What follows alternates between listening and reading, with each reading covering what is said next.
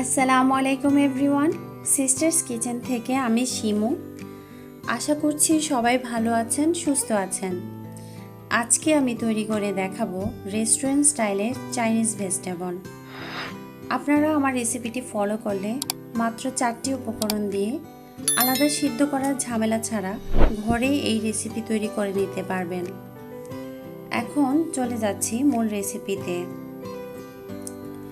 এখানে আমি ক্যাপসিকাম কেটে নিয়েছি দুটি, একটি পেঁপে লম্বা স্লাইস করে কেটে নিয়েছি একটি গাজর, 5টি কাঁচামরিচ, দুটি বেবি কর্ন এবং 3টি পেঁয়াজ পার্ট বাই পার্ট খুলে নিয়েছি। চিকেন নিয়েছি, 2 চা চামচ সয়া সস, কর্নফ্লাওয়ার আর নিয়েছি 1 চা চামচ গোলমরিচ গুঁড়া। চুলায় প্যানে আমি তেল দিয়ে দিচ্ছি। তেল হালকা গরম হয়ে এলে আমি দিয়ে দিব কেটে রাখা চিকেনগুলোকে আমি লম্বা শেপে চিকন করে কেটেছি। এখন এগুলোকে মাঝারি আঁচে ফ্রাই করব। আমি একটু ভালোভাবে নেড়ে নিচ্ছি। এগুলোকে 2 মিনিট মাঝারি আঁচে ফ্রাই করব। 2 মিনিট হয়ে গেল। এখন আমি দিয়ে দেব কাঁচামরিচগুলোকে আমি মাঝখানে কেটে নিয়েছিলাম।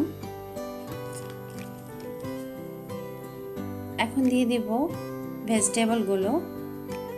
আপনারা চেষ্টা করবেন ভেজিটেবলগুলোকে সেম শেপে কেটে নিতে, তা না হলে দেখা যাবে কোনো ভেজিটেবল কম সিদ্ধ হয়েছে, আবার কোনো ভেজিটেবল বেশি সিদ্ধ হয়েছে, দেন আপনাদের খেতে ভালো লাগবে না। চাইনিজ ভেজিটেবল অলওয়েজ হাই হিটে রান্না করতে হবে। লো হিটে রান্না করলে ভেজিটেবলগুলো নরম হয়ে যাওয়ার সম্ভাবনা থাকে বেশি। আমি ভেজিটেবলগুলোকে চিকেনের সাথে ভালোভাবে নেড়ে মিশিয়ে নিচ্ছি। আমি এগুলোকে হালকা ফ্রাই করব, যেহেতু এগুলোকে আমি আগে সিদ্ধ করিনি। আমি এখন দিয়ে দিব 1 চা চামচ রসুন বাটা, দিয়ে দিব 1 চা চামচ আদা বাটা, দিয়ে আমি ভালোভাবে মিশিয়ে নেব।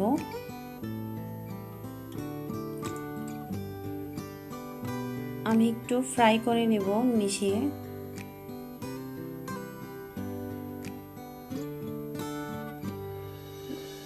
তারপর আমি দিয়ে দেব 1 কাপ পরিমাণ পানি। আমার এগুলো ফ্রাই হয়ে এসেছে। দিয়ে দিচ্ছি 1 কাপ পরিমাণ পানি।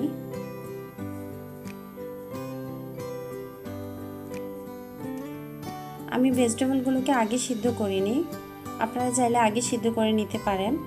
আমি ভেজিটেবলগুলোকে ডিরেক্ট রান্না করছি, কারণ ভেজিটেবল স্টক সবজির সাথে থেকে যাবে এবং এর পুষ্টিগুণও সঠিক থাকবে।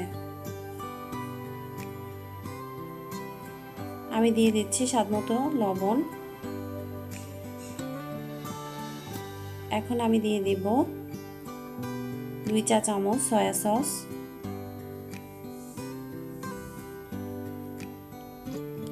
চাইনিজ ভেজিটেবল মূলত বেশি সিদ্ধ করা যায় না, আবার শক্তও রাখা যায় না। আপনারা চেষ্টা করবেন ব্যালেন্স রেখে সিদ্ধ করে নিতে। এখন দিয়ে দেব ক্যাপসিকামগুলো এবং কেটে রাখা পেঁয়াজের ফালিগুলো। আমি ক্যাপসিকাম আর পেঁয়াজের ফালিগুলো আগে দিইনি, কারণ ক্যাপসিকাম আর পেঁয়াজের ফালিগুলো যদি আমি আগে দিতাম তাহলে দেখা যেত এগুলো বেশি সিদ্ধ হয়ে যেত এবং এর কালারও ফ্যাকাশে হয়ে যেত। এখন আমি এগুলোকে ভালোভাবে নেড়ে এর মধ্যে দিয়ে দেব 1 চা চামচ পরিমাণ গোলমরিচের গুঁড়া।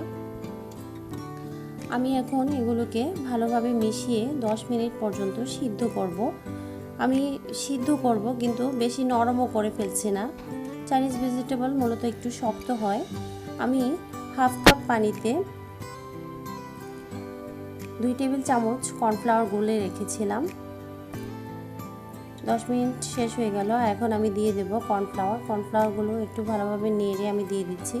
আপনারা চেষ্টা করবেন কর্নফ্লাওয়ারে একবারে সবটা না দিয়ে দিতে, চেষ্টা করবেন 2 বারে দেওয়ার জন্য। একবারে দিয়ে দিলে দেখা যায় কর্নফ্লাওয়ার স্টিকি হয়ে যায়। সেক্ষেত্রে আপনারা চেষ্টা করবেন 2 বারে দেওয়ার জন্য। আমি এখানে 2 বারে কর্নফ্লাওয়ার মিশিয়ে নিচ্ছি। আমি এগুলোকে এখন ভালোভাবে মিশিয়ে নেব। মিশিয়ে আরও 2 মিনিটের জন্য অপেক্ষা করব।